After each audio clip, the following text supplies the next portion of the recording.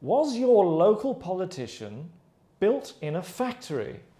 Yes, Apocalypse News is back with a stunning investigation about that very thing.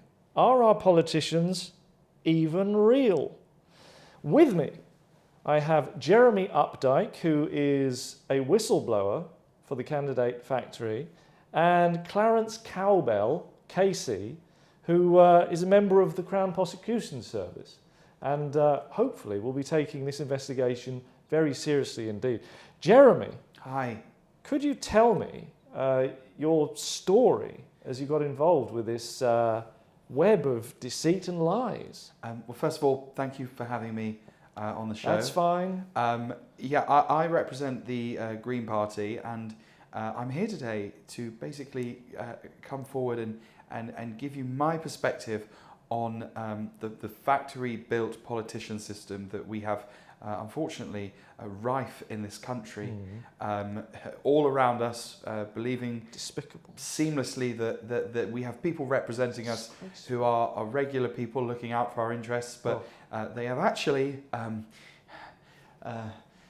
these people have actually been implanted with microchips. My goodness! They're cyborgs, and I was immersed into this school of politicians where these people were chanting. There would be fake interviews, bullying. They're incredibly strong. Well, is it a laughing matter, Clarence Cowbell KC? Because these are serious allegations. This is a serious situation.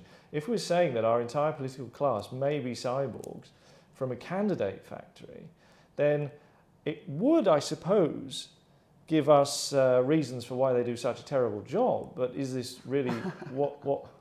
Again, I mean, I don't really understand. Listen, James. What's so funny? While I understand and I appreciate your fears and concerns, I really appreciate you raising them with me, I don't think our friend here has much to worry about at all. I don't think there's a story here. Well, he looks worried in the to me. least. This is he does look worried.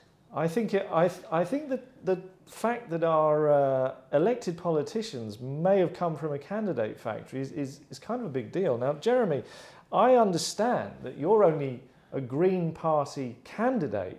Look, I'm not exactly sure why this thing is here. I'm terribly uncomfortable. Okay, I thought this was going to be like a private situation. You've got cameras on me.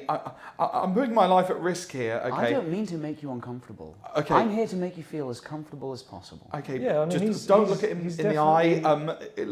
I didn't choose to be a Green Party. Okay, it's a coin toss. Yes, right? exactly. That's the point I wanted to make. You turn up and you put your name in, and it gives you a card, and it tells you exactly where you're going to be, what you're going to be. I end up in the Green Party in an ex-mining town in the north.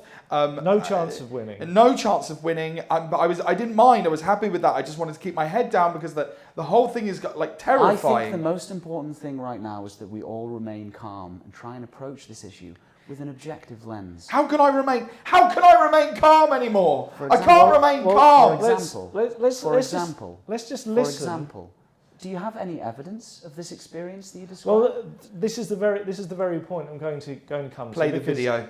Right, exactly. Play the video, James. It's not a video, is it? Because if we had a video, then we'd have pictures with it. I'd like to explain that this is a cassette recording. Cassettes are from the 20th century for our younger viewers.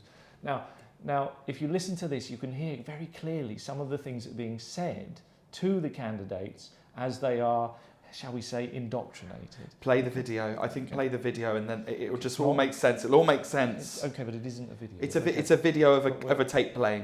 Okay. Play that. Okay, we'll play it now. Now repeat this phrase. I think that's a really good point. First name and very well put. I think that's a really good point. First name and very well put. Answering questions is weakness. Avoidance is strength. Answering questions is weakness. Avoidance is strength. Hello, I'm representing the insert party name here party. We are sympathetic to your problems. Hello, I'm representing the insert party named here party. We are sympathetic to your problems. Well, stunning. I mean, some quite frightening things being said. You see what I mean? Some chanting there that sounded very strange. I mean, Clarence, this is clearly something that, as a CPS, you should be investigating. This is a threat to our democracy.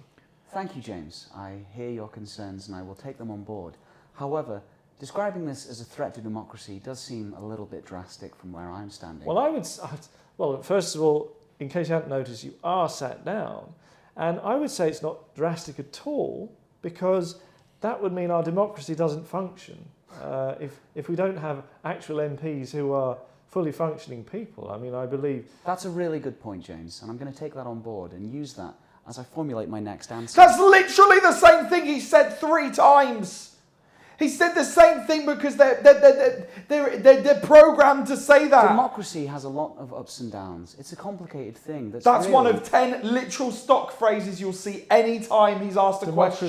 Democracy is a complicated thing. It has lots of ups and downs. It has lots of ups and downs. And relative to human history, it's really only in its infancy. It's worth persisting with and trusting. Okay, that's very interesting. Okay, Jeremy. Well, how do they become cyborgs then? Because this is. You're at the school, okay. They indoctrinate you. They repeat these phrases on a loop, on a sound, and eventually they take you into a lab and they put a chip inside of your ear. And once the chip is inside, that's it. Okay. They tried to put the chip inside of me, but I got away. I got away before they were able to fully put it inside, and I pulled it out. Which phrases, Jeremy? Which phrases do they say? Any phrase you hear, they've been given that on a soundtrack, and it's put into a program inside of their brains. Say the phrases, Jeremy. It sounds mental. Say the phrases. Say the phrases. Say the phrases. Say the phrases. Clarence Cowbell, I mean, I do think this is something that you should be taking very seriously as a King's Counsellor. I mean, for all we know, this could have spread beyond members of Parliament to the judiciary itself, and then we don't really have a functioning state anymore. What do you think about that? I think that's a really good point, James, and very well put. Yes. I hope you can trust me when I tell you that I am certain that not a single member of the CPS has gone through this proposal. Well, thank you very much. What we'll do... Let me know if there's anything else I can do to allay your worries. Well, could you at least give me the email address of somewhere we can... That's not information that I can share on this programme. Well, after. That's not information I can share after this programme. Fair enough. Well, Jeremy, thank you for coming in with your recordings. I mean, I think this is obviously a serious problem, but not one that apparently we can take forward. So... ask him when the last time he cried was. Ask him when the last time he released tears from his eyes. Clarence, your tear ducts, are they functioning? Say the phrases, Jeremy.